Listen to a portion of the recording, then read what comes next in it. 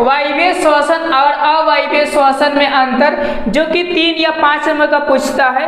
तो चलिए सबसे पहले हम कंसेप्ट समझते हैं कि आखिर एक्चुअली में वायवीय और अवायवीय होता क्या है, आखिर श्वसन होते क्या है। ओके, तो चलिए अब हम देखते हैं। सबसे पहले हम देखते हैं कि श्वसन आखिर क्या होते हैं। ओके, तो देखिए एक वर्ड में आपको बता दूं कि श्वसन यानी सांस लेने की प्रक्रिया को क्या बोलते हैं, श्वसन। ये बेसिकली परिभाषा है, लेकिन आप इतना समझिए कि हमारे शरीर में यानी कोई भी जीव के शरीर में जिस प्रक्रिया द्वारा ऊर्जा प्राप्त हो, ऊर्जा के मतलब क्या, एनर्जी प्राप्त हो, उसी को हम लोग क्या बोलते हैं, श्वसन। ओके, मेरे ख्याल से समझ गए। श्वसन के मतलब एक वर्ड में समझिएगा क्या जी, ऊर्जा।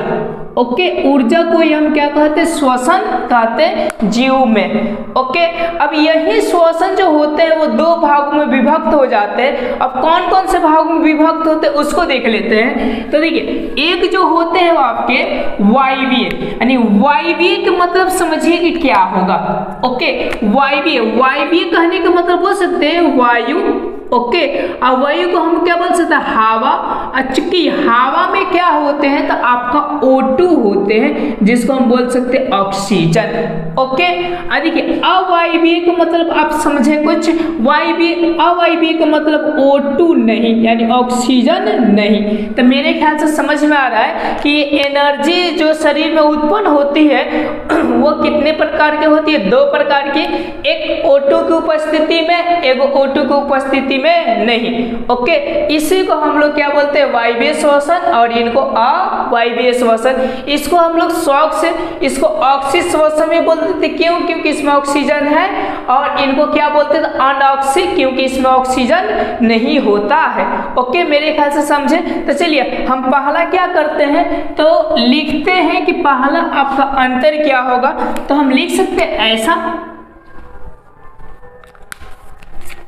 कि वायवीय श्वसन, वायवीय श्वसन ऑक्सीजन की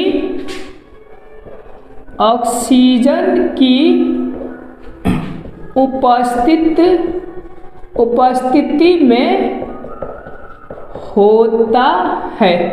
ओके, मेरे ख्याल से समझ में आ गया। और दूसरा में क्या लिख सकते हैं, तो आप लोग लिख लीजिएगा कि अवायवीय श्वसन ऑक्सीजन की अनुपस्थिति में होता है, अनुपस्थिति में होता है। ओके, मेरे ख्याल से आप फर्स्ट अंतर जाने। अब चलिए अब हम सेकेंड देखते हैं। जैसा कि आप देखिए कि ऑक्सीजन, ओके, तो ये कहाँ होता है। ओके, यानी वायवीय श्वसन कहाँ संपन्न होती है, अवायवीय श्वसन कहाँ संपन्न होती है। तो इसको मैं बता दूं कि ये वाला जो होता है वायवीय श्वसन, वो 2 चीजों में संपन्न होते हैं कोशिका के।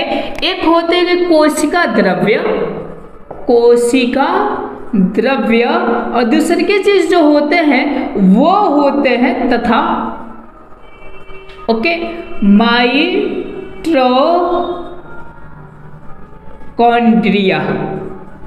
ओके, माइटोकॉन्ड्रिया को चुपकी ऊर्जा गृह भी कहा जाता है। इसलिए कहा जाता है क्योंकि ये क्या करती है, तो ऊर्जा देती है। ऊर्जा के मतलब कि श्वसन की प्रक्रिया में। ओके, इसकी जो क्रियाएं होती है संपन्न, वो सिर्फ होता है आपका कोशिका द्रव्य में, कोशिका द्रव्य।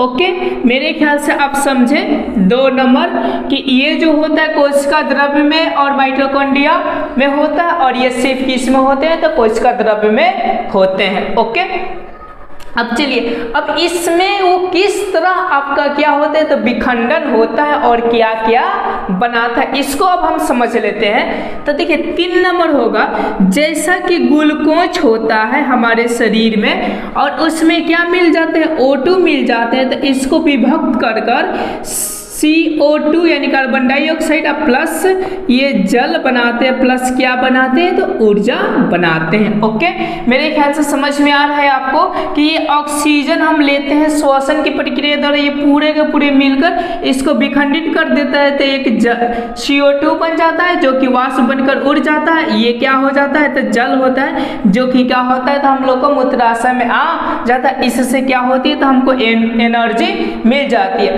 पर अब क्या होता है कि इसमें ऑक्सीजन होता ही नहीं है, यानी C6H12O6 यानी जिसको हम लोग ग्लूकोज कहते हैं, ये बिना ऑक्सीजन का टूटता है तो C2H5OH जिसको एल्कोहल बोला जाता है। ओके, अब प्लस में क्या होता है तो CO2 ये मुक्त करता है। मेरे ख्याल से समझे, ये संतुलित कर लीजिएगा, ये तीन अंतर आपको समझ में आया।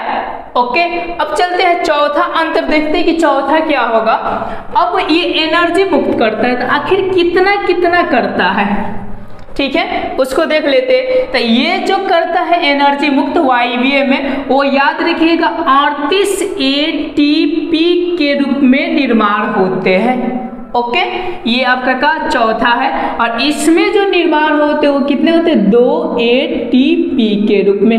ATP एक प्रकार का समझिए कि ऊर्जा का सिक्का है।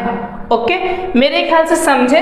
अब चलिए हम पांचवा समझते हैं कि पांचवा क्या होगा आपका अंतर। अब देखिए इसमें, अब जरा ध्यान से देखिए, ये 38 से ये कितने हैं 2 है, तो आप समझ सकते हैं कि 38 वाले में ज्यादा लिख सकते हैं कि ज्यादा ऊर्जा प्राप्त होता है, ऊर्जा प्राप्त होता है। ओके, और इसमें लिख सकते हैं कि कम ऊर्जा प्राप्त होता है। ओके, ये कितने नंबर है 5 नंबर। अब देखिए छठा में क्या लिख सकते हैं आप कि ज्यादा ऊर्जा प्राप्त होता है, तो ये किस में होते हैं तो याद रखिएगा उच्च श्रेणी के जंतुओं में, जैसे मनुष्य हो गए, उसमें वायवीय श्वसन होता है। ए बीच के सभी आगे, ए बीच के मतलब कि पक्षी वक्षी जितने भी होते हैं उनमें क्या होता है ETC, ये आपका वायवीय श्वसन पाया जाता है। क्यों? क्योंकि उसमें एनर्जी की ज्यादा जरूरत होती है। ओके, और इसमें जो होते हैं वो निम्न के मतलब छोटे छोटे, जैसे इसमें आ जाते हैं ईस्ट में जो होता है वो क्या होता है तो अवायवीय श्वसन होता है। और इसी का एक लोग फायदा उठा लेते हैं जलेबी, चूंकि समझ गए, और यूँ समझिए कि वो क्या कहता है CO2 देता है, जिससे कि चलते जलेबी क्या होता है कुरकुर होता है। तो मेरे ख्याल से ये 5 से 6 अंतर आप लोग समझे। ये कितने अंतर है 6। ओके, कई प्रकार की दिक्कत होगा तो आप लोग कमेंट में लिखिएगा कि क्या दिक्कत है समझाने में। तो यदि वीडियो अच्छा लगे तो लाइक अभी कीजिए, सब्सक्राइब भी कर दीजिए। चलिए नेक्स्ट क्वेश्चन की ओर हम बढ़ते हैं। अब ऑब्जेक्टिव क्वेश्चन कैसे बनाता है, तो सबसे पहले ये पूछता है कि निम्नलिखित में कौन ऐसा श्वसन है जो कि हवा की यानी ऑक्सीजन की उपस्थिति में होता है, तो इसका जो राइट आंसर हो जाएगा वायवीय या ऑक्सी श्वसन। इसी को उल्टा करके पूछता है कि कौन ऐसा श्वसन है जो कि ऑक्सीजन की अनुपस्थिति में होता है, तो इसका जो राइट आंसर हो जाएगा वो अवायवीय श्वसन। ओके, अब ये पूछ सकता है कि इथेनॉल कौन से श्वसन में बनते हैं, वायवीय या अवायवीय, तो इसका जो राइट आंसर हो जाएगा वो क्या होगा अवायवीय। ओके, अब भी नेक्स्ट क्वेश्चन पूछ सकता है कि किस श्वसन में सबसे अधिक ऊर्जा मिलती है, तो कौन से श्वसन, तो वायवीय श्वसन में अधिक मिलती है, अवायवीय में कम। ओके, हाँ, ये मोस्ट इंपोर्टेंट क्वेश्चन ये पूछता है कि वायवीय या ऑक्सी श्वसन में कितने ATP का निर्माण होता है, तो इसका जो राइट आंसर हो जाएगा वो कितने होता है 38। और फिर पूछता है कि अवायवीय श्वसन में कितने ATP के निर्माण होते हैं, तो इसका जो राइट आंसर हो जाएगा कितने 2 ATP का निर्माण होते हैं। ओके। एक बहुत ही वेरी इंपॉर्टेंट क्वेश्चन ये करता है कि वायवीय श्वसन कहाँ संपन्न होता है पूर्ण रूप से, तो इसका जो राइट आंसर हो जाएगा वो माइटोकॉन्ड्रिया में संपन्न होता है। और जो आपका अवायवीय श्वसन होता है वो पूर्ण रूप से कहाँ संपन्न होता है, तो इसका जो राइट आंसर हो जाएगा वो हो जाएगा कोशिका द्रव्य में। ओके, मेरे ख्याल से आपको समझ में आया वायवीय श्वसन क्या होता है और अवायवीय श्वसन